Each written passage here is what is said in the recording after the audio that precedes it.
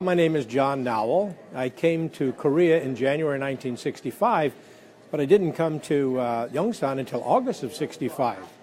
And with the exception of 3 years working in the United States, I've been in Korea 50 years out of 53 years after my first introduction to Korea. I've really enjoyed Korea. I've had a multitude of different assignments. Primarily, though, I was a public affairs officer with the 34th Support Group, later also called U.S. Army Garrison Yongsan, and then later public affairs officer for IMCOM Korea. And then my last assignment was public affairs officer in Sacramento, California with the U.S. Army Corps of Engineers. That's where I retired in 2008 with 42 years of civil service.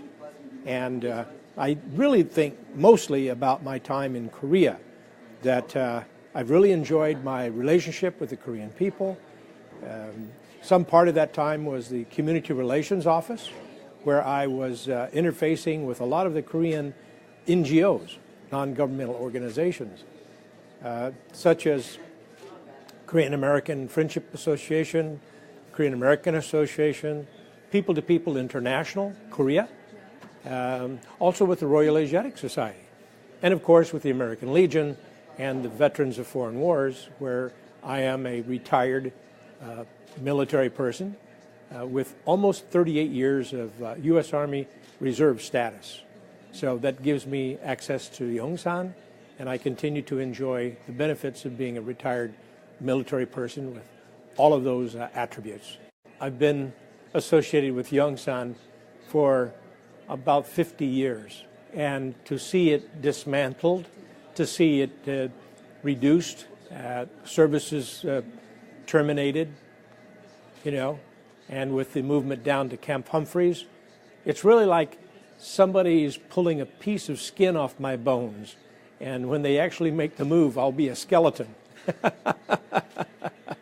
Well, I think that Yongsan Legacy is doing its level best to retain the memory of Yongsan through the photographs, the videos, the stories, the podcasts, and other things like that.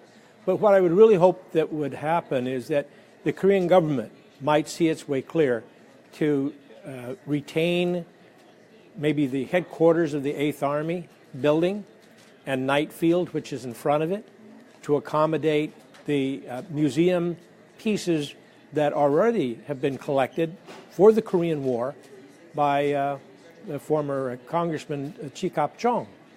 He has all of these artifacts from the 16 nations that could be put into the inside of the building, and he has some aircraft, he has helicopters, he has a tank, he has wheel vehicles that he could put on Knight Field as a portion and maybe as an annex to the Korean Wars Museum.